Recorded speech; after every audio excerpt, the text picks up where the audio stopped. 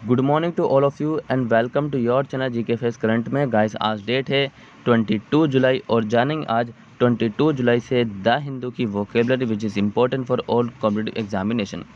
Guys जैसे कि आप सभी जानते हैं डेली मॉर्निंग में मैं आप सभी को जो है वोकेब कराता हूँ, ठीक है, 8 o'clock पर। और ये जो वोकेब है हर एग्ज़ाम के लिए इंपॉर्टेंट है, चाहे स्टूडेंट्स किसी भी एग्ज़ाम की तैयारी करो। हमारा सिर्फ एक ही मोटिव है, सरकारी नौकरी। क्या है एक ही मोटिव है हमारा कि सरकारी नौकरी दिलाना, ठीक है। सो आप इस वोकेब को हर एग्ज़ाम में यूज़ करते हैं, ठीक है। जैसे जैसे एग्ज़ाम आ रहे हैं उन सभी के हिसाब से इंपॉर्टेंट बनती जाएगी। फिलहाल के लिए जो है दिल्ली पुलिस और अग्निवीर, ठीक है, और ITBP ये सब इंपॉर्टेंट है, सो उसमें इसका पूछे जाना की पॉसिबिलिटी है, ठीक है। और इसका जो PDF का लिंक है वो मैंने डिस्क्रिप्शन बॉक्स में दे दिया है, वहाँ से आप लोग डाउनलोड कर सकते हैं। और जो न्यू स्टूडेंट्स है वो चैनल को सब्सक्राइब एंड शेयर करना ना भूलें।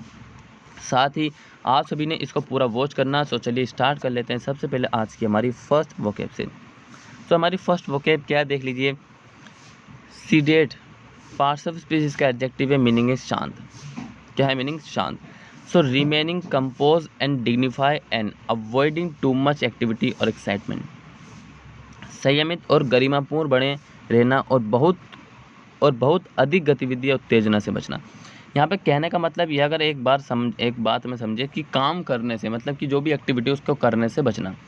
सो इमेज में देख सकते हैं कि इस तरीके से खराटे मार के लेटी हुई है, ठीक है। साथ ही जो बोतलें चल रही हैं, लिक्विड चढ़ा रही हैं और लेटी हुई हैं आराम से। सिनोनिम्स की बात करें तो काम एंड कंपोज। काम का मतलब होता है शांत एंड कंपोज का मतलब होता है शांति। एंटोनिम्स हैं फ्लस्ट्रेट का मतलब होता है घबराया हुआ, ठीक है। और एजिटेटेड का मतलब होता है उत्तेजित। क्लियर है? Example, we walk the beach at a sedate pace. मतलब कि हम जो है सीडेड पेस में जो है बीच पर चले। क्या है कि हम जो है समुद्र तट जो है बीच है उस पर बिल्कुल ही शांत गति से चले। आई होप आप सभी को फर्स्ट वन समझ में आ गया होगा। वेरी इजी है और साथ में इम्पोर्टेंट भी है। Next is clinch. Parts of speech इसका वर्ब है, मीनिंग है जकड़। इससे पहले मैंने आपको क्लिंच बताया था, वहाँ पर जो जज साहब ऑर्डर दे रहे थे, ठीक है। सेम सिचुएशन थी। अगर आप सर्च करेंगे इसको वर्ड को तो काफ़ी सारे वर्ड के मीनिंग आते हैं हिंदी में। क्लिंच पार्ट्स ऑफ स्पीच इसका वर्ब है, मीनिंग है जकड़। To make certain to finalise, सुनिश्चित करना और अंतिम रूप देने के लिए। सो अंतिम रूप देने के लिए या क्या मारने की कोशिश कर रहे हैं? नहीं, जिसकी एक फाइट हो रही है जहाँ पे इनके द्वारा जो है पकड़े हुआ है, फिर जकड़े या फिर लपेटे हुआ है। सिनोनिम्स की बात करें तो फाइनलाइज अंतिम रूप देने के लिए। व्रेप का मतलब होता है लपेटे, ठीक है। अब बिल्कुल टाइट से अपनी पावर के हिसाब से उसको लपेटे, जैसे कि यहाँ पे। एंटोनिम्स है अनसेटल, अस्थिर एंड रिलीज का मतलब होता है जारी करना। Clear? Example, the photos of the city have clinch it for me. शहर की तस्वीरों ने इसे मेरे लिए जीता। क्या है? The photos of the city have clinch it for me.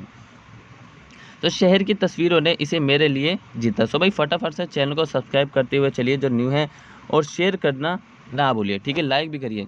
क्यों? पार्ट्स ऑफ स्पीच इसका नाउन है, मीनिंग है संकेत। सो अ हिंट और इंटीमेशन, एक संकेत या सूचना। क्या है? एक संकेत या सूचना। सो यहाँ पर आप देखिए इमेज में देख सकते हैं, एज ए टीचर वो हमें हर चीज़ के बारे में संकेत करते हैं। सो यहाँ पे एक इमेज दिखा रहे हैं, ड्राइंग, ठीक है, और बच्चे को उसके बारे में क्या, उसका विवरण, उसको डिस्क्राइब कर रही हैं। सिनोनिम्स हैं इंडिकेशन एंड सिग्नल। इन दोनों का मतलब ही क्या होता है? संकेत होता है, ठीक है। एंटोनिम्स है डिनाइल, इनकार करना, और डिनाई का मतलब होता है अस्वीकार या फिर आप इनकार भी कह सकते हैं। Example, I think that's my cue to go clean up. मुझे लगता है कि सफाई के लिए मेरा संकेत है। डेफिनेटली अब तो सफाई करनी पड़ेगी ना। So I think that's my cue to go clean up. So मुझे लगता है कि सफाई के लिए मेरा संकेत है, ठीक है भाई। सो ध्यान रखना इस बात की, जितना कराया जा रहा है उतना इम्पोर्टेंट है, ठीक है। बस आपने क्या करना है, इसको डेली वॉच करना और साथ ही क्या करना है, इसको शेयर करते हुए चलना है। Next is heckle. Parts of speech इसका वर्ब है, मीनिंग है सवालों से बात काटना। क्या है मीनिंग? सवालों से बात काटना। टू इंसल्ट, टीज, अपमान करना या फिर किसी को चिढ़ाना। सो ये हमने कल भी किया था। यहाँ पर इन गर्ल्स के द्वारा जो है क्राउड में किसी को भी, प्लेयर्स को या फिर कोई भी हो सकता है, उसका जो है क्या किया जा रहा है, उसको हैकल सवालों से बात करना है, फिर उसकी इंसल्ट की जा रही है। सिनोनिम से बुली मतलब कि धमकाना। क्या मतलब होता है? बुली का मतलब होता है धमकाना। वहीं बात कर अगर एंटोनिम्स की, प्रेज मतलब होता है प्रशंसा करना। क्या होता है? प्रशंसा। Example, several protesters were heckling the speaker at the rally.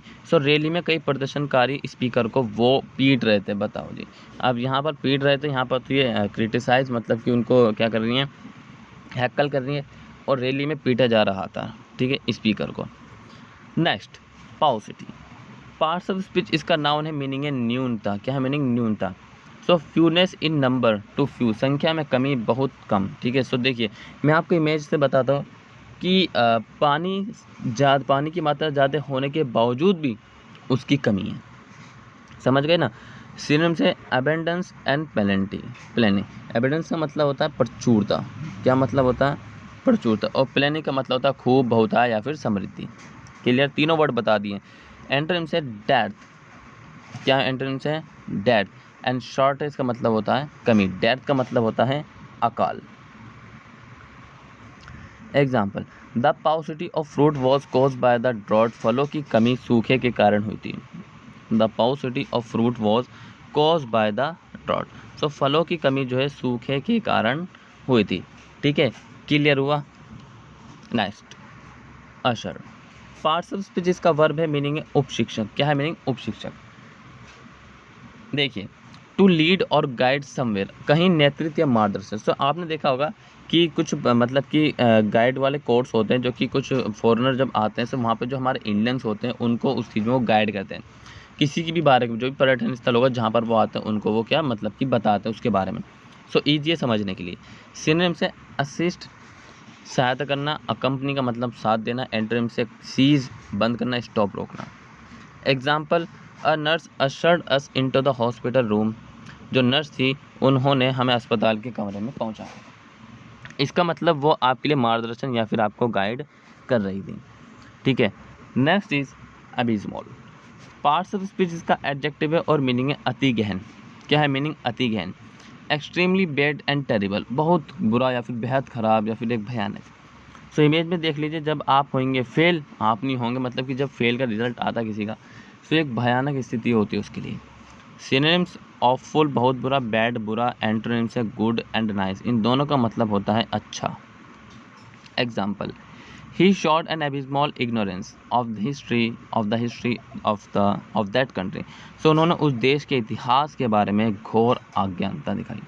घोर अज्ञानता दिखाई मतलब कि वो उसके अज्ञानता रहे। ठीक है। एबिस्मॉल इग्नोरेंस मतलब कि अनजान रहे, और उसकी एक कह सकते हैं कि उसने क्या करा, उसने क्रिटिसाइज़ किया बहुत ही बुरी तरह। ठीक है।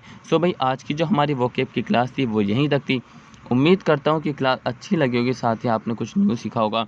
सो न्यू सीखा तो सबसे पहले चैनल को सब्सक्राइब कर दीजिए, साथ ही शेयर कर दीजिए, और ऑल स्टूडेंट्स को क्या करना है, इसको बेल आइकॉन प्रेस करना, ताकि आपको every notification time to time मिल सके और आप टाइम टू टाइम ज्वाइन हो सकें। सो मिलेंगे नेक्स्ट क्लास में, तब तक के लिए till then take care, all the best, have a nice day, thank you for watching this video all of you.